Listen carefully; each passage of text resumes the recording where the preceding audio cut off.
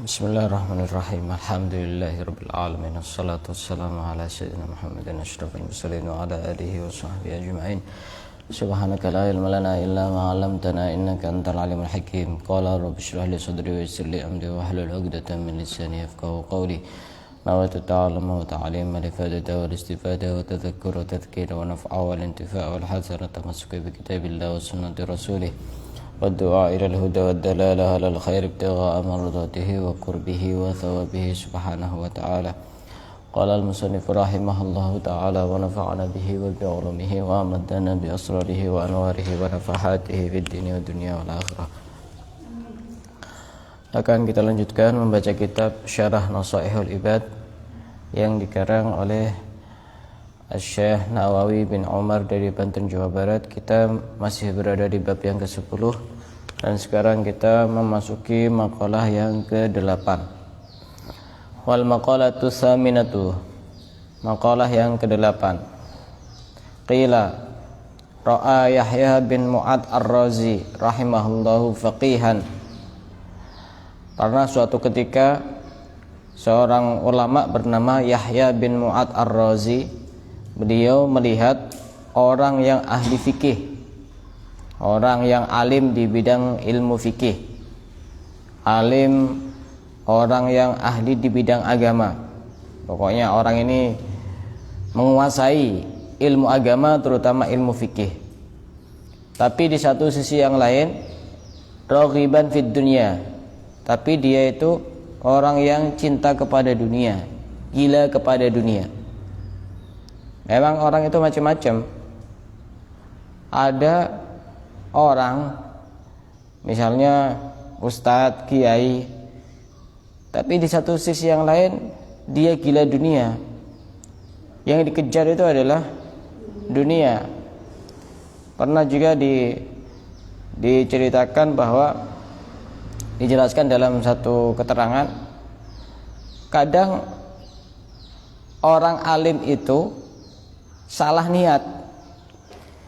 Banyak orang datang kepada dia untuk mendapatkan berkah, untuk mendapatkan kemuliaan, untuk mendapatkan kehormatan, tapi di satu sisi yang lain dia justru mengharap imbalan dari orang yang datang kepada dia itu. Ingin mendapatkan uang, ingin mendapatkan imbalan, ingin mendapatkan hadiah, ingin mendapatkan materi dan lain sebagainya. Maka orang alim saja itu tidak cukup kalau dia masih cinta kepada dunia. Cinta kepada dunia itu bukan berarti tidak boleh untuk mencari uang, bukan. Boleh-boleh saja, tapi asal digunakan untuk hal-hal yang positif, digunakan untuk sarana berdakwah misalnya, tidak apa-apa. Misal, ya kita jangan gampang suudzon sama tokoh-tokoh, sama kiai, sama ustadz, sama habaib misalnya. Itu mau balik tapi kok mobilnya bagus, misalnya harganya 1 miliar. Ya bisa jadi tujuannya bagus. Misalnya apa?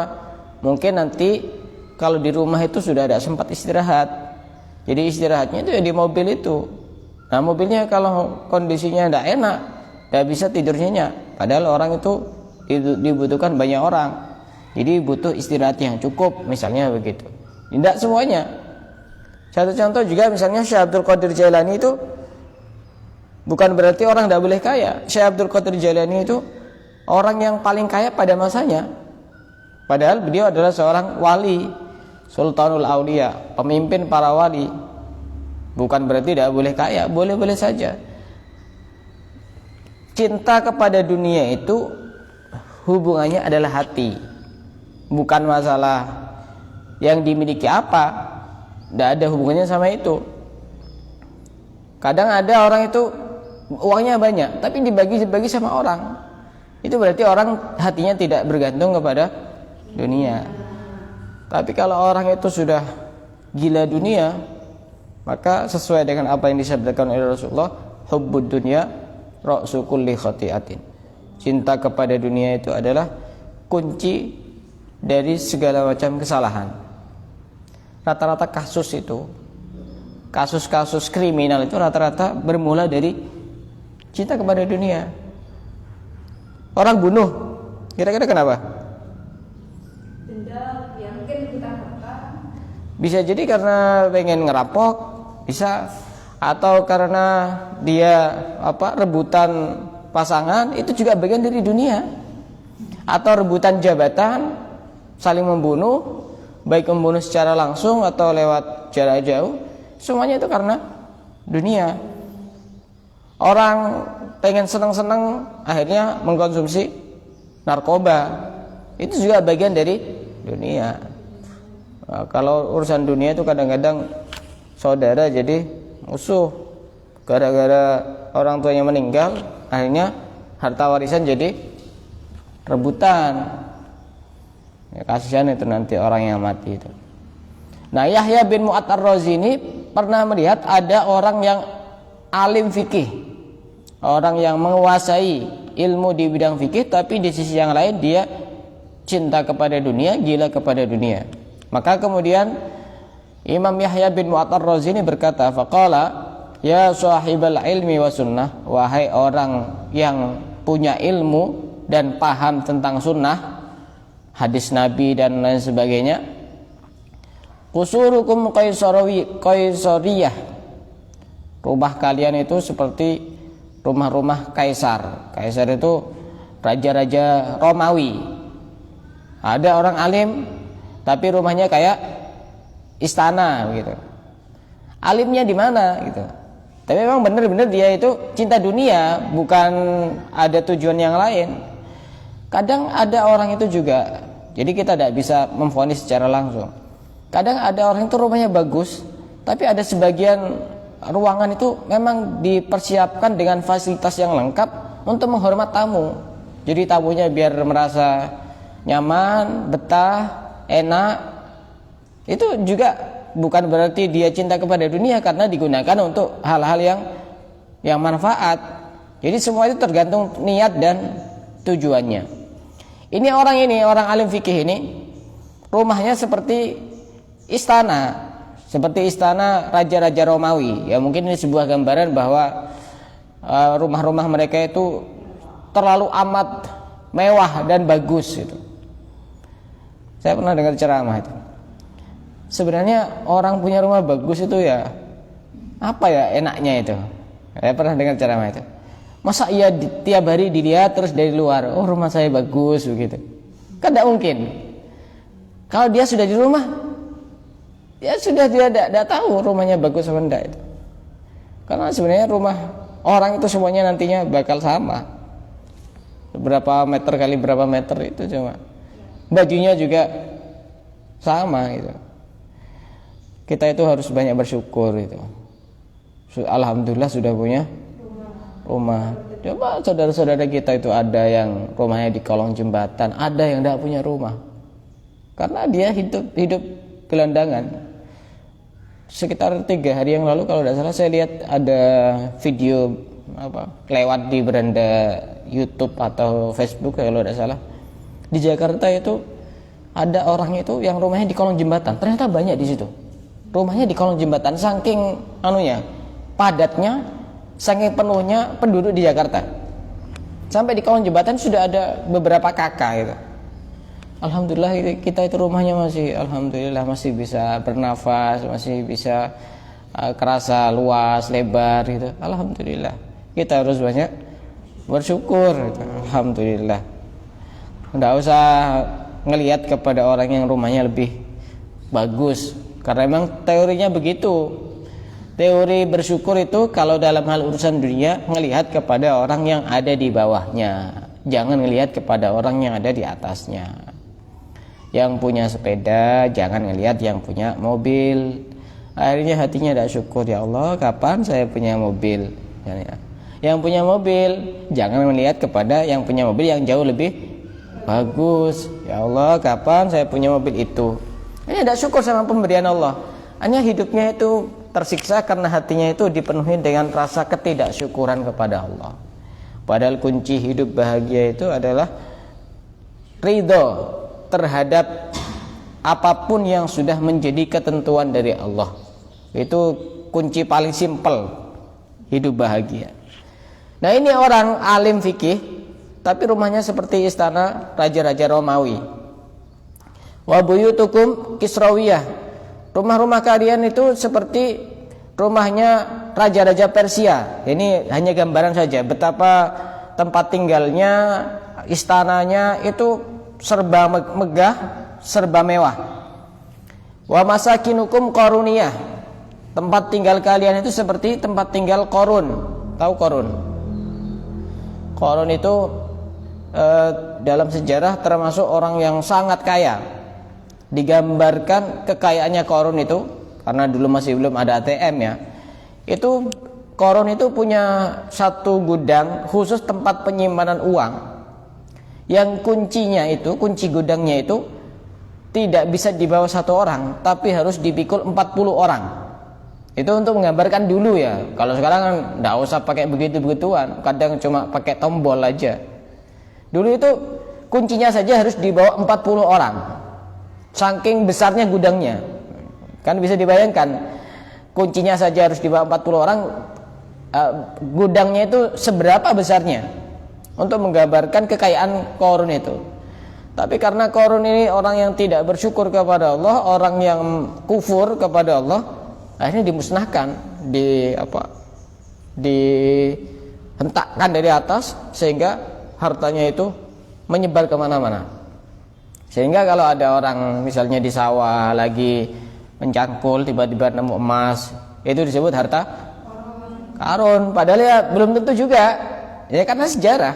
Bisa jadi hartanya orang yang punya sawah sebelumnya, bisa jadi waktu nyangkul ternyata kalungnya jatuh karena yang nyangkul itu perempuan misalnya. Tapi karena memang sejarahnya begitu, semua harta yang ditemukan disebut harta karun. Karun dari Qarun itu. Di rumahnya seperti rumahnya Qarun. Qarun itu hidup pada masanya Nabi siapa? Nabi siapa? Nabi Musa, Ustaz. Nabi Musa. Ada banyak tokoh-tokoh penting yang hidup pada masanya Nabi Musa, di antaranya Qarun itu. Wa abwabukum talutiyah, pintu-pintu kalian itu seperti pintunya Talut, Raja Talut. Tahu Talut? Itu pintunya tinggi-tinggi. Pintunya sangat tinggi-tinggi. Di dalam Al-Quran itu ada tentang cerita Talut itu. Apa namanya?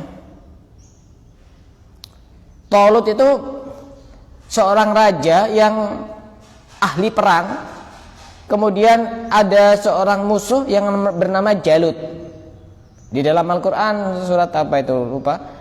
Fahazamuhum biidnillah wa qatala Dawudu Jaluta wa atahullahu al-hikmata wal hikmata wa atahullahu al-hikmata wa 'allamahu mimma yasha. Alhamdulillah. Ya, alhamdulillah bisa mendengarkan, enggak bisa. Jadi dulu itu pada masanya Nabi Musa ada raja, pada masanya Nabi Daud itu ada raja namanya Talut. Itu raja yang muslim, yang ahli perang. Sampai Nabi Daud ini merasa ingin sama seperti Raja Talut itu. Kalau Talut itu baik, kalau Jalut itu jahat itu, figurnya itu jahat. Akhirnya Raja Talut ini kemudian mengalahkan kepada raja-raja yang lain yang menjadi musuh-musuhnya. Tapi kemudian karena Nabi Daud ini pengen juga ikut berperang, Nabi Daud itu dari kecil sudah punya jiwa pahlawan, sudah punya jiwa perang yang menggebu-gebu. Hanya minta kepada Raja Talut, wahai Raja Talut, gimana kalau saya ingin ikut berperang? Oh, kita ini musuh besar ini, namanya Jalut ini. Tidak apa-apa, kamu kan masih kecil. Daud itu waktu itu masih kecil. Tidak apa-apa, pokoknya saya pengen bantu untuk perang. Akhirnya diizinkan sama Raja Talut, dan kemudian perang, dan Raja Jalut ini dibunuh oleh Nabi Daud. Saking hebatnya Nabi Daud di dalam di dalam urusan peperangan itu. Setelah itu mati, Ya namanya dulu itu banyak peperangan. Akhirnya timbul rasa iri dari Raja Talut ini.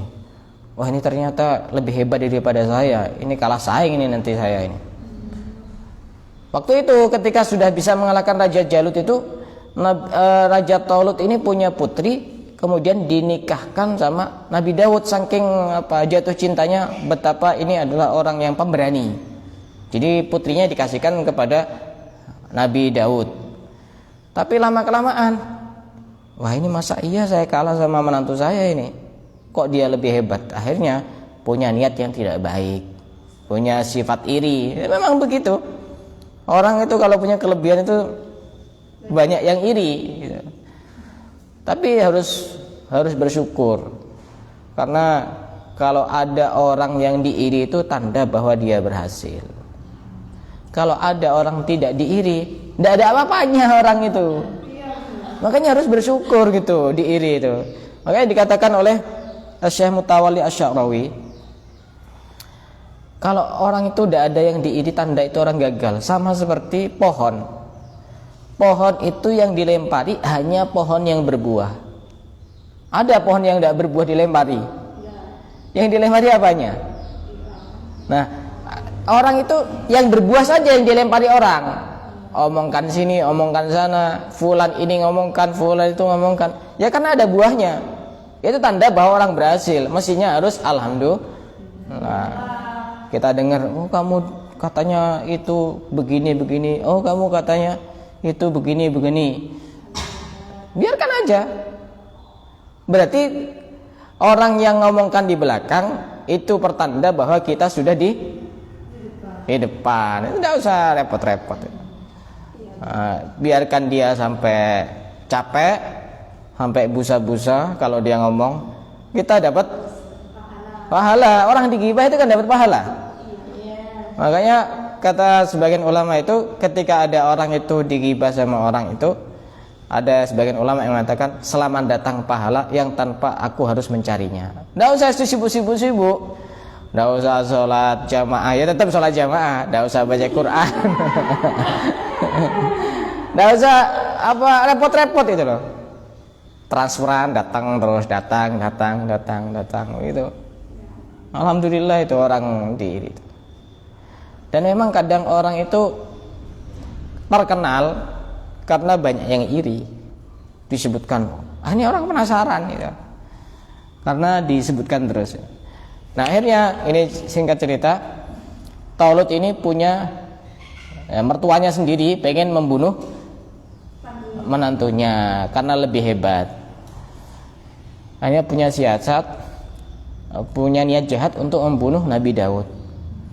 Kemudian putrinya sendiri yang menjadi istrinya Nabi Daud ini dengar kabar itu, akhirnya kabur untuk cari tempat persembunyian, cari tempat lain. Akhirnya Raja Talut ini karena punya pasukan banyak, disuruh ngejar, cari itu sampai dapat, dimanapun tempatnya, pokoknya sampai dapat. Sudah, ini mereka tidak tahu.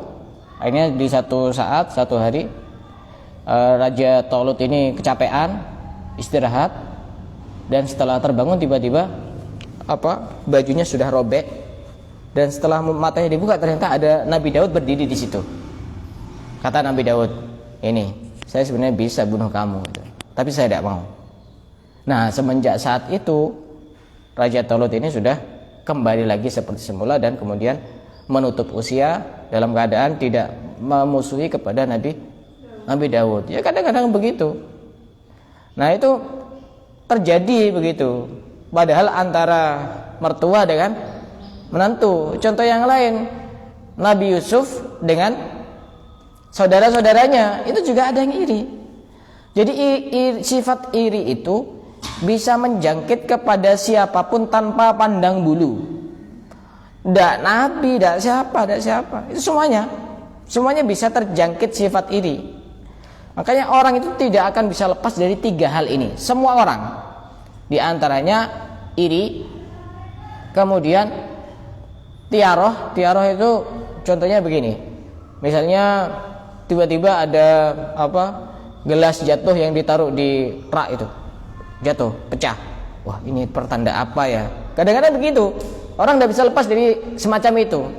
Atau misalnya waktu lagi nyetir tiba-tiba nabrak kucing gitu. Oh, ini pertanda apa ya? Seperti itu tidak perlu untuk dituruti begitu. Karena semua itu dari Allah. Dan yang ketiga, dari prasangka yang tidak baik. Itu semua orang pasti tidak bisa lepas dari itu. Cuma perbedaannya, kalau orang itu punya berilmu, dia bisa bersikap. Kalau iri ya tidak harus dituruti. Kalau seperti itu semuanya tidak harus dituruti karena bisa membahayakan. Itu iri, itu bisa iri. Apalagi kita sebagai orang biasa. Dan biasanya iri itu akan menjangkiti kepada orang-orang terdekat. Yang penting kita tahu ilmunya. Jangan sampai iri kemudian dituruti, bahaya. Siapapun itu bisa iri, siapapun, mau dia ustadz, mau dia kiai, mau siapa. Cuma bedanya kalau orang itu punya ilmu, dia dinasihati oleh dirinya sendiri. Jangan, itu tidak bagus. Apa manfaatnya iri? Kamu juga tidak bakal bahagia, hatimu tersiksa begitu. Itu bedanya. Makanya kita juga harus seperti itu. Bagaimana caranya? Saya yakin semua itu punya sifat iri. Dan yang diiri biasanya orang yang terdekat biasanya. Masa iya kamu iri sama artis yang ada di Jakarta? Pertama tidak pernah ketemu, tidak pernah kumpul, tidak pernah ngelihat. Yang iri biasanya yang kadang sama keluarganya sendiri, kadang sama temannya sendiri. Naudzubillah, bahkan ini ada cerita nyata fakta ini. Di salah satu sekolah, saya jadi saksi matanya. Kayaknya saya berani cerita. Masih hidup orangnya, semua itu masih hidup orangnya.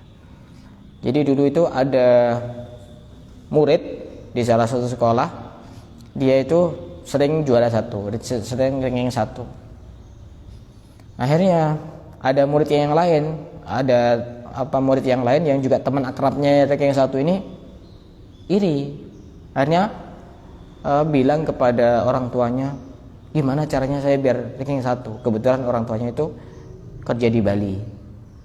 Akhirnya dikirimi sesuatu, kalau tidak salah sabuk tapi terbuat dari kain kafan, diambilkan dari satu tempat di Bali itu. Jadi semenjak saat itu dia itu so dekat, so akrab sama ini, duduknya berdua satu bangku.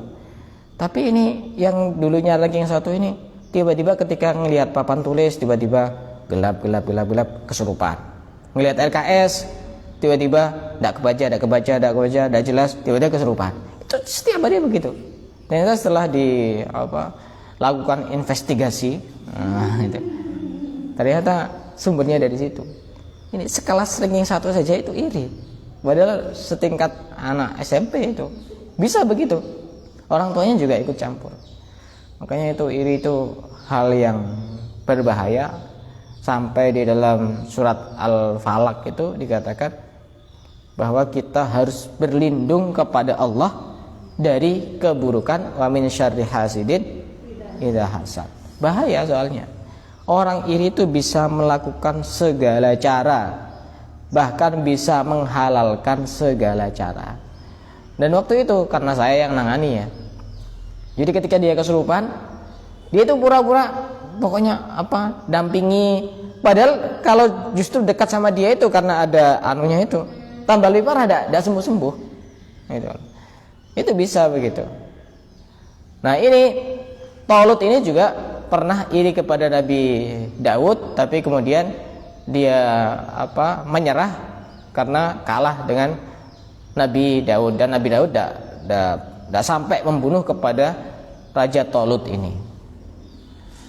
Kemudian wasiyabukum jalutiyah, pakaian-pakaian kalian itu seperti Raja Jalut yang dibunuh oleh Nabi Daud. Raja Jalut itu musuh yang dibunuh oleh Nabi Daud. Nabi Musa itu yang hidup pada Nabi Musa namanya Korun. Yang hidup pada Nabi Musa juga namanya Fir'aun. Ya.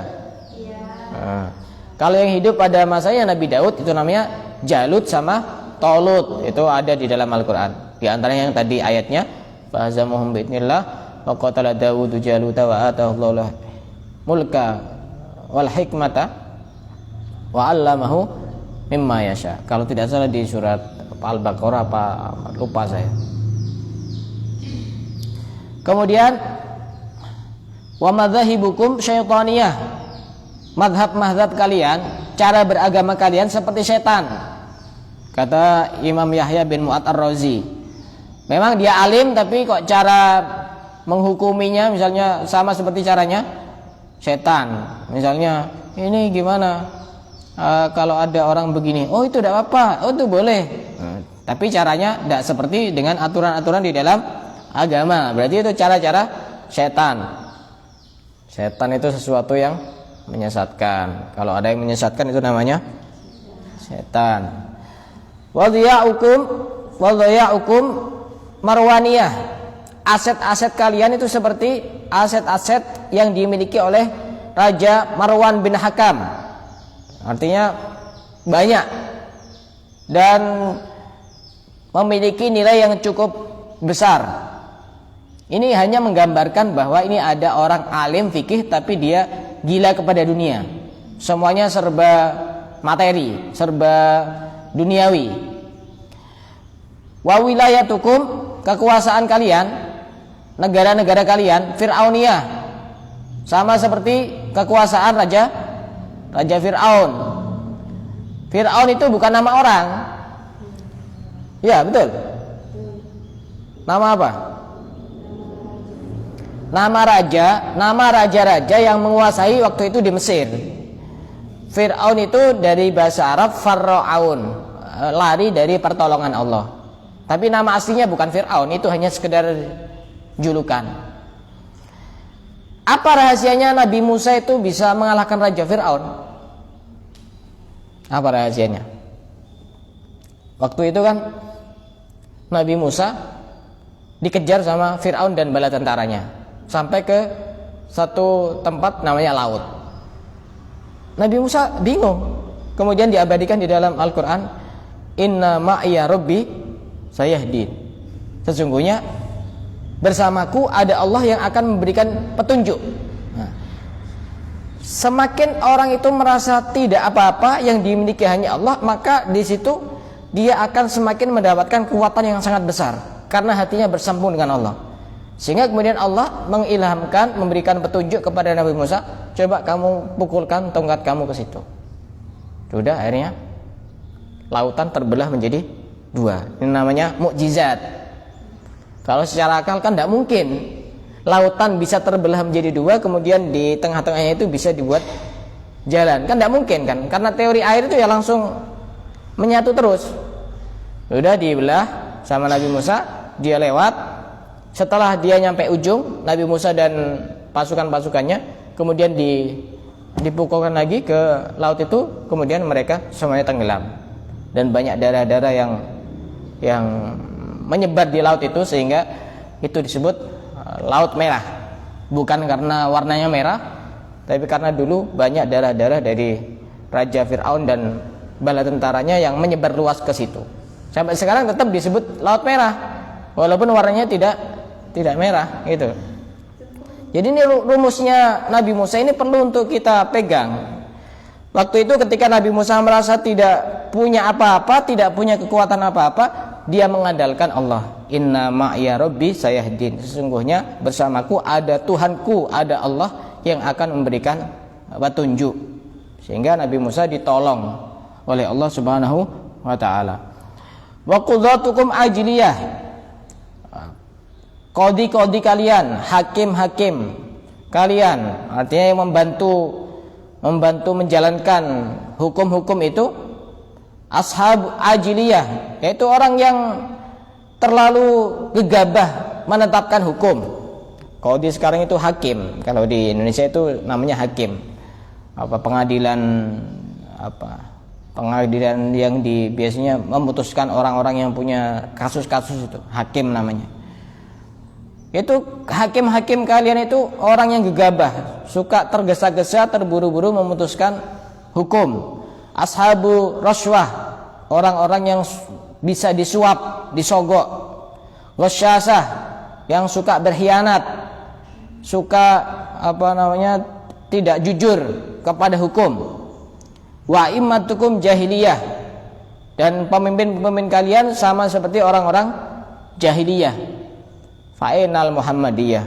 Maka di mana jalan-jalan yang kamu tempuh dari jalan-jalannya Nabi Muhammad? Itu sebenarnya sebuah kritikan dari seorang ulama namanya Yahya bin Mu'ad Ar-Razi. Jangan sampai ada orang yang menguasai ilmu agama tapi dia cinta kepada dunia. Kadang sampai pamer-pamer begitu. Tidak semestinya begitu. Ya orang itu tapi butuh juga. Misal jadi tokoh itu juga butuh untuk berpakaian rapi, tapi tidak harus mewah. Misal ada seorang ustadz, ada seorang kiai diundang di satu acara, pakaiannya kusut, terus tidak rapi gitu. Orang dari segi face-nya, dari segi penampilannya saja sudah tidak tertarik. Gimana caranya menarik mereka untuk ketika dia menyampaikan agama, ketika dia menyampaikan pesan-pesan kebaikan? Tidak menarik. Jadi ya butuh penampilan tuh, butuh yang sekiranya itu kelihatan rapi, misalnya pakai gamis, pakai jubah, pakai sorban, pakai rida. Sekiranya itu rapi, bagus, wangi. Jadi orang itu dari penampilan saja sudah tertarik, kemudian dia menyampaikan kebaikan, insya Allah lebih mudah tertarik. Kalau sekarang begitu, tidak bisa tampil apa adanya kalau dia tidak punya ilmu yang mumpuni. Sudah tidak menarik. Kadang ya kita harus koreksi, walaupun kepada ustadz itu. Tidak pantas kalau ada ustadz kukunya panjang, itu tidak pantas. Kadang kukunya panjang, jempol atau sini. Mau niru siapa? Orang kukunya panjang itu. Niru ulama siapa? Rasulullah itu memotong kukunya kadang 1 minggu sekali, kadang maksimal 2 minggu sekali. Nah orang bisa kukunya panjang itu kan berapa minggu itu tidak dipotong, terus mau niru siapa? Nah, itu hal-hal yang kurang bagus. Terus juga kadang-kadang penampilannya itu juga meniru kepada penampilan-penampilan yang bukan penampilannya para ulama, sehingga itu juga hal yang tidak perlu dilakukan oleh seorang tokoh-tokoh, terutama tokoh agama. Nah ini kritikan keras, kritikan pedas, ahlan wasahlan, dari seorang ulama bernama Yahya bin Mu'ad Ar-Razi kepada orang yang ahli fikih. Makanya kalau pengen ngikuti itu, lihat tokoh-tokoh agama, ustadz, kiai, habaib yang hidupnya itu walaupun kaya tapi dia sosialnya tinggi. Itu berarti dia tidak cinta kepada dunia begitu. Ada salah satu tokoh agama itu, dia tidak punya mobil, tapi kemana-mana itu beliau itu ya ada yang nawari mobil, tapi tidak pernah punya mobil. Dipinjemi ini, dipinjemi itu. Berarti dia itu orang yang hatinya tidak bergantung kepada dunia. Apalagi sampai sekarang itu, misalnya ketika ngisi satu acara sudah pasang tarif, itu berarti hal ini tidak bagus. Kalau itu muncul dari tokoh agama itu sendiri, tapi dari orang yang mengundang itu harus tahu. Misal satu contoh ya, biar orang itu tidak salah paham. Misal ngundang, anggap saja ngundang mubalik dari Surabaya, misalnya. Nanti kalau ini jadi panitia atau setidaknya walaupun acara-acara pribadi di rumah, misalnya akikah atau apa, ngundang dari itu, dihitung dulu. Kira-kira Surabaya ke sini habis bensin berapa? Seandainya dia nyewa mobil nyewa itu habis berapa? Itu dihitung dulu. Setelah itu baru kita ngasih selebihnya untuk dia ngisi itu berapa gitu. Kalau dia memang tidak pasang tarif. Itu memang begitu. Jangan sampai wah ini kan orangnya ikhlas. Ya tidak begitu juga. Kita harus bisa memuliakan ilmu. Apalagi memang orangnya tidak pernah minta-minta. Itu belajar kita untuk ikhlas dan belajar untuk memuliakan dan mengagungkan ilmu. Begitu. Kalau undang artis bisa kuat bayar mahal, kenapa ngundang ulama dibayar cukup murah. Ini saya tidak mengkritik ulamanya ya, mengkritik orangnya, orang-orang yang mengundang. Tapi alhamdulillah saya diajari sama guru-guru saya, tidak boleh begitu, tidak boleh.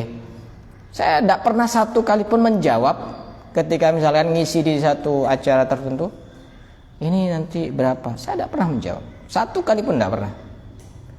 Kadang ya dikasih 1M, kadang 1M itu makasih itu.